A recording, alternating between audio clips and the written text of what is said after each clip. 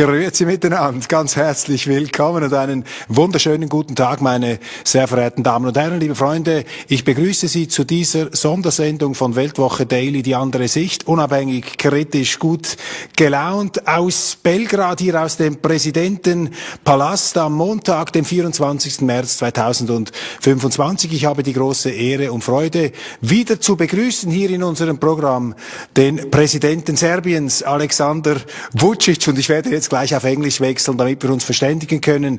Mr. President, it's a great privilege and honor to have this conversation. Today is the 24th of March 25.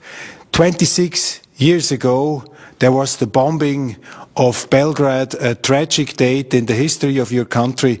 What is for you personally the most important lesson you take out of these events, the bombing of Belgrade on the 24th of March 1999? Too many lessons. Too many lessons. Really honored and privileged to have an opportunity to speak to you. And whenever we remember all the people that were killed during that NATO aggression, as we say here, and people need to know one thing. It was done absolutely in an illegal way, which means without even a discussion that was held in a Security Council, UN Security Council, with no decision of United Nations Security Council. 19 NATO member states united against one small country. At that time, they were 519 times richer than Serbia altogether, 228 times bigger, speaking about the surface of territory, and 160 times bigger by population. And they attacked one small country, and they violated an international public law. And this is something that created a big precedent in the world, which many people call Kosovo precedent, because that precedent means that big powers, when they wanted to do it, they violated international public law, they organized, they endorsed, they supported secession of a territory that belonged to the sovereign state, internationally recognized state. And they were saying that was because they had a holistic approach, and they were very altruistic, and they were very humanitarian oriented and very human oriented and everything else. Now when the others are doing similar stuff, they are absolutely against it, saying, well, this is against an international public law, which we have been saying for 26 years. Personally, I remember that people were dignified, proud.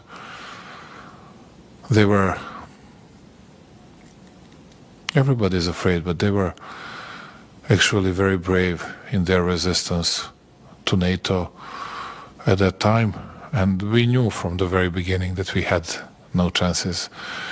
But what was offered to Serbia, the outcome was inevitable. They wanted to humiliate us. That plan in Rambouillet was actually part of an overall plan for Serbia to refuse it, because no one was able to accept it. Even Henry Kissinger was saying that paper was designed for Serbs to refuse it, because no other sovereign state in the world could have accepted. And then they found a sufficient reason, as always, one incident which we believe that was an anti-terrorist battle against well-armed terrorists in Kosovo, and they were saying that those 52 people were civilians, and they used that as a reason for bringing up final decision against Serbia, and they started bombardment of Serbia, Novi Sad, Belgrade, all our positions in Kosovo and all over Serbia. And in first days, tonight we're gonna have a big sad ceremony in Batajnica, close to Belgrade. That's the place where they killed 2-year-old girl, Milica Rakić, and they killed at the same time Bojana, close to Kuršumlija. She was 1-year-old, and they were always using the same words, the same idiom, which was collateral damage. Everybody was collateral damage. Even for them, collateral damage was 16 people that were killed here at our state TV premises. And this is a sort of pride, speaking about mixture of emotions, pride, bitterness, and also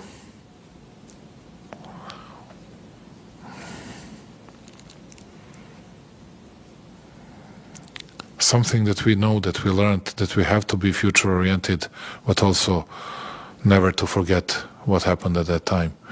And now you see that everything they were doing against us, now it's like a boomerang coming back to them.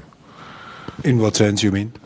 I mean, whatever they were doing against us, now they see with Ukraine that even Russians are using the same narrative as they were using against us.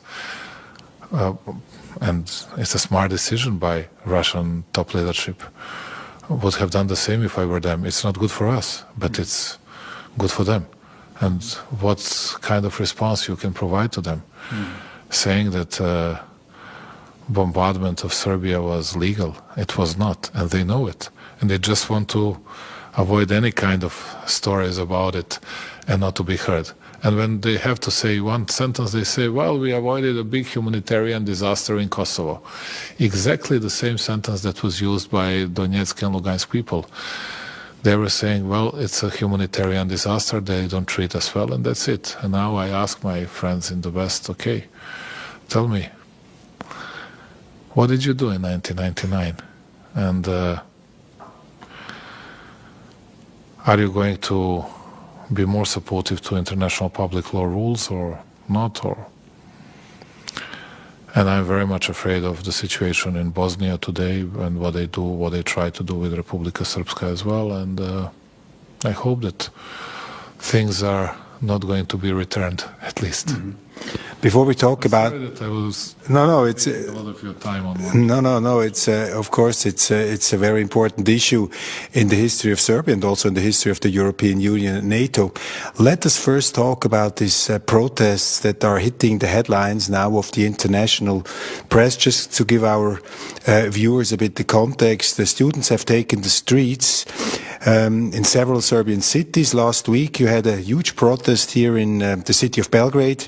The immediate trigger was a tragedy in the northern Serbian city of Novi Sad in November 24 when 16 people died when a train station canopy collapsed. And now we see these protests, huge numbers of people. What exactly are they accusing you of? What is it about? What do they attack you about in this whole affair? Almost for nothing.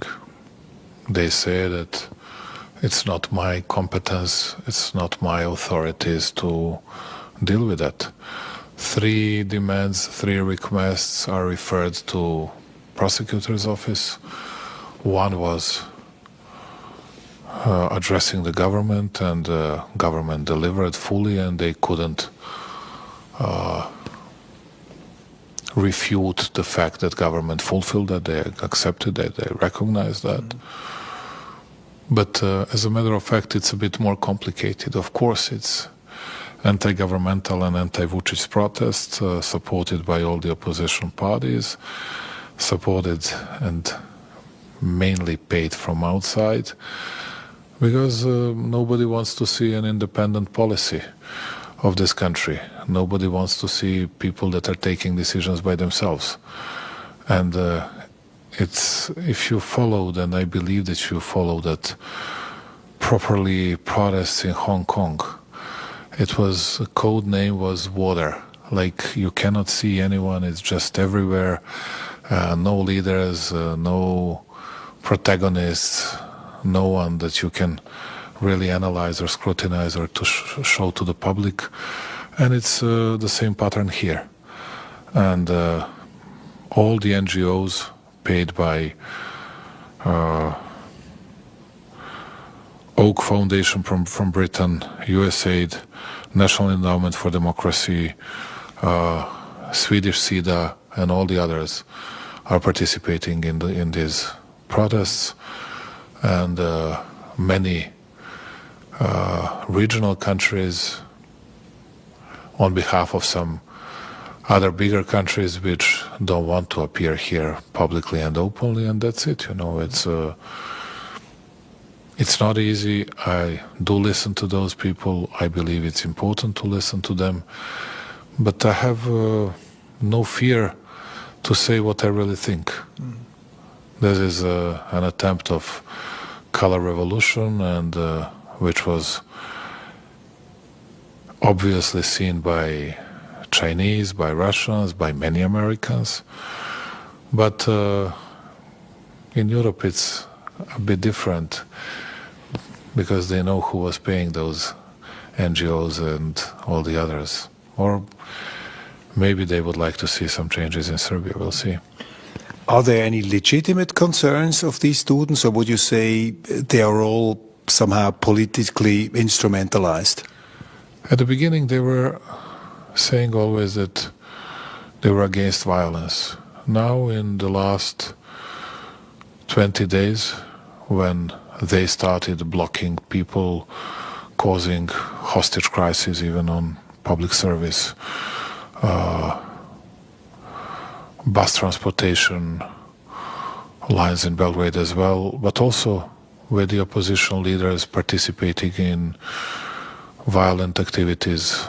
They did it in the parliament, but the attacks against mayor of Niš and women in particular in Niš, these were horrible scenes, and people didn't like to see it. And it was a big surprise for me that students and their professors were silent about it. I thought that they were going to, even in a weak way, to condemn it, but they didn't do it actually. And now I think that people started to realize what was going on and what is happening in Serbia. And who you would say is actually the driving force behind it? I mean, it's you alluded to NGOs, international organizations. Who is actually behind it? I'll tell you, it's liberal deep states and states from the western part of the world that were organizing it, and then teaching them, lecturing them, and then leaving them to finish the job. And what kind of reactions do you get from the European Union? And what role does the European Union play in all this? When there was an accidental attack of an ordinary people against students, they were reacting immediately. When we had the most terrible event so far, which happened in Niš 2-3 days ago, you're going to get all video snippets to see it and to use it for your medias. The real issue is that they did not react at all, because violence is to be condemned when it fits and it suits them well politically, and violence did not happen if it doesn't suit them well. And that's it. That's how it goes, and that's how it went so far. Tomorrow I have an important meeting with Antonio Costa and Ursula von der Leyen, and I really hope that we'll be able to at least listen to each other and to understand each other a bit better. Do you think that you are punished now because of your position, not taking over the sanctions against Russia, going on for an independent policy, that, the people in Brussels, they don't like it, they just want to bring Serbia online? No doubt that I'm punished, but I'm proud to be punished. If you believe that you can break someone's will, blackmailing him and saying you're not going to remain in power or whatever, I don't care. I don't care. So what? it's much better to remain dignified, firm, tenacious in protecting your politics and showing to the world the real reasons of this kind of mutiny and unrest and riots they organized all over Serbia. And as you can see, I don't change my mind. I didn't change it at all from the very first moment. And even on 14th of December, when fulfilling all their demands, I was saying, although we are doing so, although we are fulfilling everything they asked for, they will never accept it, because this is something bigger, organized from outside, and they will say the demands were not fulfilled or taken seriously by the government or whatever. And how to cope with this as a president? I mean, is this the most difficult situation of your presidency, and how to get out of this problem, how to deal, how to cope with these protests? There had been many difficult situations. This is internally, no doubt, the most difficult one. But, you know, when you have nothing to lose, I have no bank accounts in Switzerland. You're coming from Switzerland. I have no bank accounts in Great Britain, Germany, Italy, France, United States, Russia, China, United Arab Emirates, nowhere in the world. I'm not a very rich person. I'm very much proud of everything what we did here in this country. If there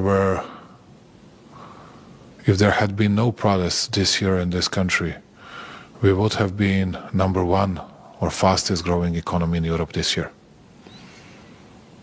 These people spoiled that intentionally, on purpose.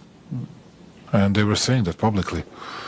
But anyway, I'll continue my fight, and no one can convince me and no one can persuade me that we did something very much wrong or whatever, because even we coped, we tackled that situation in Novi Sad in a very responsible way. I was visiting most of the families, was attending funerals, commemoration sessions and everything else. Prosecutor's office did its job in a very fast way, much faster than they did it in similar situation in the other countries. We did our job. And it happens. It really happens all over the world in every single country. I'm not ashamed of anything. Was working for the last 13 years very diligently, very dedicatedly, and will continue to work in a same manner. Is it easy? No, it's not easy. For the first time, my youngest son had to leave Belgrade. He didn't leave country, of course, but he had to leave Belgrade because there were some threats to my family, and he went somewhere 60, 70 kilometers away from Belgrade.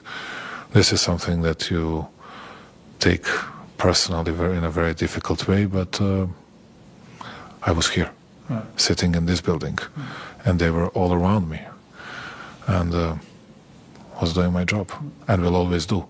That's my job. That's why I'm elected by our people, and will serve for my people and for the sake of my country, not for the interests of anyone else in the world. There have been reports, also in our media, claiming that a so-called sonic weapon was used against demonstrators. How do you respond to these allegations? It's a brutal lie. And now even they say that it was a lie. Now they ask us, okay, what happened? I say, no, you were lying. You were saying that it was acoustic weapons. It was not.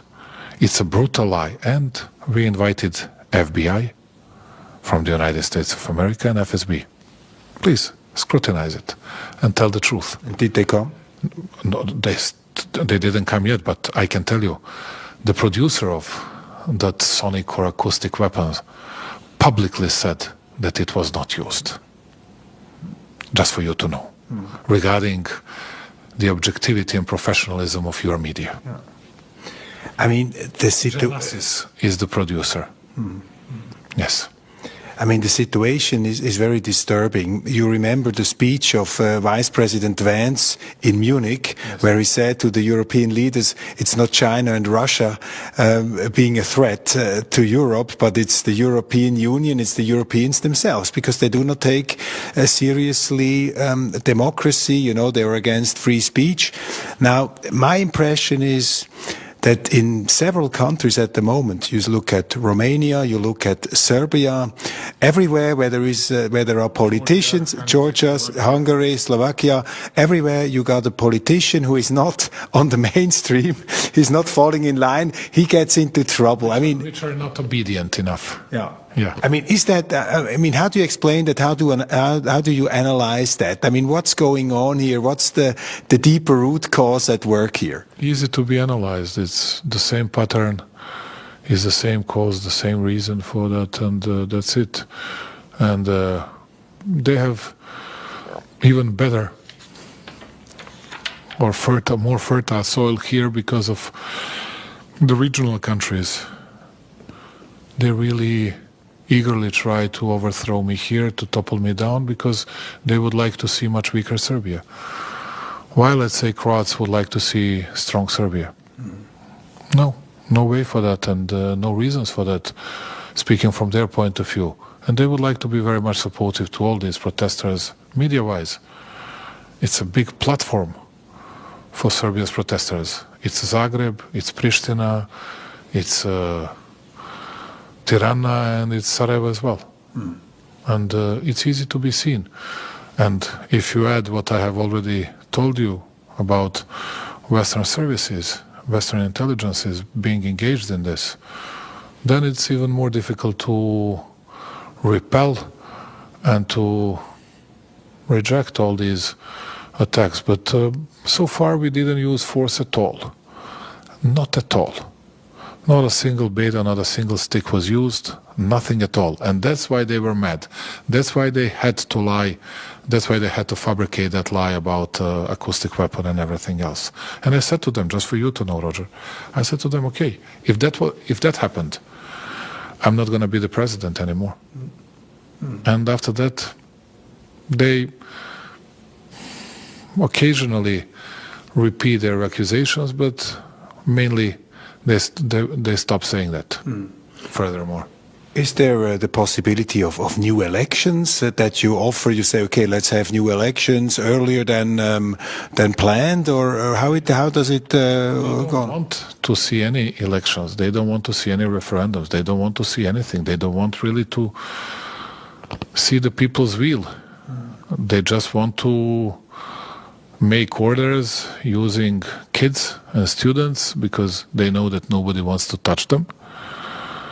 And politicians from the opposition are really misusing them, and professors and all the others, which creates a really difficult situation. But we were very calm, tranquil, stable, and very cautious and very prudent, even organizing defense of the institutions, and everything else, just without using any kind of force. But hopefully we'll be able to finish it within a month or two.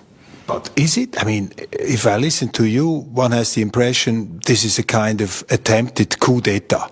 I mean, it's the revolution of the street against an elected president, no elections, they just want to push him aside. Is it a coup d'etat at the moment, or the attempt of having a coup d'etat here in Serbia, in Belgrade? Yes, it is.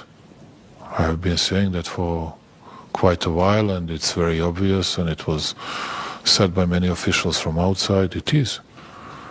That's what they try to do. And you have no support whatsoever from Brussels? No, not at all. They see things a bit differently. I cannot say that they were publicly and openly on their side, but no doubt that was happening, and no doubt it is happening still. United States of America, have you contact to the American administration? I believe that America has an official America. White House has a different attitude today. But it's not White House that is still dealing with all the stuff. It's a deep state, and we'll see. what will be their official statement. But so far, Grenell and all the others were saying everything against attacks on institutions in a very public and open way.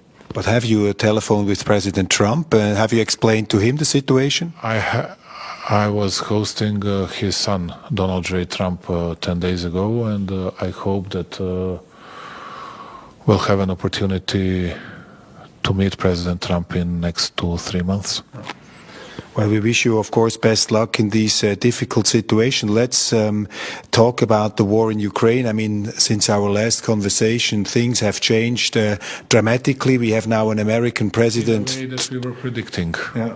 if you remember what we were speaking in Switzerland, exactly what we were foreseeing that was happening. Yeah. Yeah. So, what do you think about these current discussions between Presidents Putin and Trump? Are you hopeful that this war will end soon? I don't think it's going to end soon, but I think it is very important to get on board both Americans and Russians discussing the main issues of the world. And I think that they started dealing with a big package. One part of that package is Ukraine, which is going to be the most difficult for Russians, not for Americans. But there are many other things. It's trade deals, it's geopolitical interest zones and everything else. And I think that they both want to undermine geopolitical and economic position of Europe and European Union. I think that became a common denominator for Americans and Russians as well. Whether they will be successful or not, I'm not sure, but I hope that at the end they'll be able to bring peace, and that will mean a lot to all of us. What do you think about these attempts now in the European Union with huge credits, with mountains of debt to bring up the armament, to bring up the armed forces? What do you think about these tendencies now in Brussels and in, like Berlin, other capitals? Those people are 10 times smarter than I am, but I have my right to think by myself, and I think that's just a procrastination of the tragedy and of the war that we had so far, and there is no real solution. And it cannot be never-ending story, and I'm not sure that that will be enough for Ukrainians to win the war. Not at all.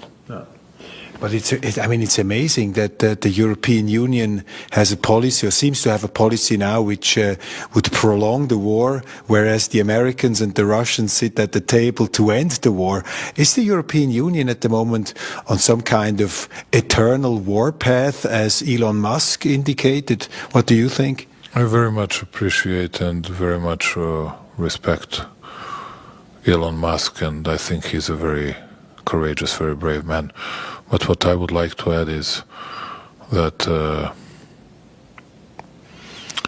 I think that Europe needs not to flatter its own constituencies, but to find the rational solutions. That's all I can say. They would like to stick to their so-called values, but there are different interpretations of those values. And I think that they need more than ever rational approach and sober discussion on everything. But who am I to advise them on this? They know it, no doubt, much better than I do. I had a discussion recently with one politician from Germany, and she's, we could say, like the epitome of the mainstream. I mean, she embodies the mainstream, and she was saying that it's absolutely clear for her and for them that President Putin, if he is not stopped, he will attack other countries in Europe. This is clear as the sun dawn in the morning. I don't believe in that. I don't know who that was, but I just don't believe in that, because to me, there was German philosopher Leibniz, and he was using this term sufficient reason. That has always been sufficient reason to frighten the others and to use that fear in order to create your politics, and that's it. I don't think that's Putin's idea, and I don't think that Putin has an interest to do so, but maybe they're much smarter and they have better intelligence than I do. Well, sir, Just to remind you, I knew that Putin was going to attack Ukraine, and I was saying that publicly before it happened, and they were saying it was not going to happen. And I don't think that Putin will attack either Romania, Moldova, or Baltic countries or whatever. That's what I think. why not? He wants to be a part of the world again when reaching some of his most important state and national interests from his point of view. Then he wants to live regularly. He wants to see sanctions lifted and everything else. I mean, the fascinating thing about Serbia is that your country is totally, you could say, on the border of this conflict we see now in Europe, West against East. And your country has always been an outpost of Christian culture, defending the Western culture, the Christian culture. And on the other hand, you are also a country which has always built bridges between East and West. And what is, according to you, what would be the right philosophy for Europe in the future? If you see what kind of shape the world takes on, what's your advice from the history of Serbia, from your historical experience? What should Europe do? At the moment, the Europeans are somehow in conflict with Russia, a bit with the United States. What would you suggest? What is the best way for Europe in the future? First of all, there are three things. But before that, I would like to tell you, 1389, we had that big Kosovo battle, which Serbs lost against Sultan Murat. But we killed Murat, at least. And it caused a big postponement, big procrastination for Turks, and they reached Mohacs, which is today's central Hungary, 140 years after. 1526 was that Mohacs battle. They were reaching Vienna far later than it would have been the case if there was no Serbia. And speaking about today's situation, I think that Europe has to invest hugely, not into ordnance, armament, weaponry. I believe they have to invest hugely into semiconductors, finest chips and everything else, because with combustion engines, Europe had a huge advantage comparing to Chinese. With hybrid and electric engines, Chinese are ahead of us. Then Americans as well. It will ruin our automotive industry, and we'll pay a big price apart from Germans, French and all the others, because as you know, we have many, many companies here for automotive spare parts. Even electric cars are being made here in Kragujevac from Stellantis. And this is of an utmost importance for Europe. And if I were them, would have invested all these hundreds of billions into artificial intelligence, semiconductors, and that would be my target, my aim. Number two, would do everything to unite Europe this or another way. Mm-hmm. Everybody, you cannot have even a small soul in a left shoe, you cannot stand it anymore. And then would like to strengthen European position worldwide, and it was wise by Ursula von der Leyen to go to India to discuss many things with Narendra Modi, but she needs to do it also with China, with all the African countries, and all our positions in Africa and Asia are very weak. And it's not about one meeting or two meetings or three meetings, it's about permanent presence in their markets, and not only in their markets, and founding production units and everything else. It's a bit different, and we cannot, like Western Roman Empire, enjoy and indulge our lives, using fontaines, forums, theaters, and saying those savage guys will never reach us. And then all of a sudden it all falls. It's just, we need to understand the situation and we need to be very sober. We need to be as rational as it is possible, and that's it. If not, very soon no one will ask Europe for anything. You're a politician who is regularly attacked in the mainstream media, especially in German-speaking media. They always criticize you. That's now my question to you is the following. I mean, what is your most underrated quality? What do those critics not see about President Vучić? What would you consider your greatest achievement so far? I cannot speak about great achievements, but you need to hear just few numbers. At the end, it's about results. When I became the Prime Minister, the overall GDP of Serbia was 32 billion euros. We are going to finish this year with 93 billion. I think it's quite a huge margin, quite a huge difference. Speaking about level of unemployment, it was 25.9%, now it's 8.2%. Speaking about average salaries, average wages, it was, speaking about net salary, it was 329, now it's 960. It's almost 1,000 euros, and it's going to be 1,000 euros by the end of the year. And the public debt to GDP ratio when I became the Prime Minister was 79%. Now it's 52%. And these are the real results. What people always underrate and underestimate is hard work, and it's the fact that they have their own views from those liberal medias. They have their own so-called ideas, if you can call it ideas. And they believe that punching and hammering the people that are thinking differently, they can do something. I don't care what they say. I have my targets, I have my aims, I have my mind. I'm not afraid of anyone. As a young person, as a football fan, was apprehended, arrested dozens of times. I have no problems with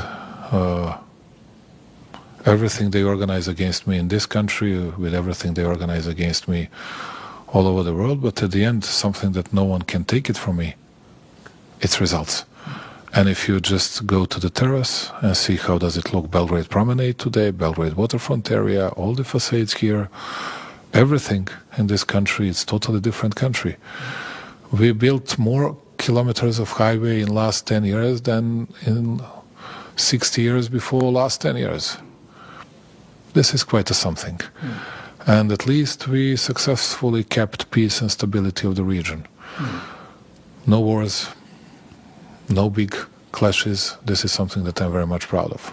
And your next goal for Serbia, what would that be? What's the achievement you want to achieve? It's all related to that Expo. It's not about Expo as it is Expo, but it's about everything that we put in front of ourselves as a result that we would like to deliver before that exhibition starts. And it's totally new country, it's new railroads, it's new scientific and technological parks. It's brand new Serbia. And we have 1.5 years, a bit more. We need to finish everything till December the 1st, 2026. And I'm fully in that, apart from this protest that you have to cope with, that you have to tackle it on a daily basis, and this is something. And then people will estimate, people will assess it, whether it was a good era for Serbia or not. I believe that historians, using all the data, using all the figures, will have a very, very clear and very right conclusion. My last question, a personal question. I mean, as a president, naturally you're very alone. I mean, you're a lonely person at the top of a government, at the top of a state. You have huge demonstrations, people who want to push you out of your office. You know, they want that you're not in office anymore. In those moments when you see that thousands are walking against you, what are you doing then? What gives you the strength? What gives you the hope to continue? What do you do in these, I guess, dark moments? Everything you strived for, everything you know you did, everything you know that you are doing, it's about clean,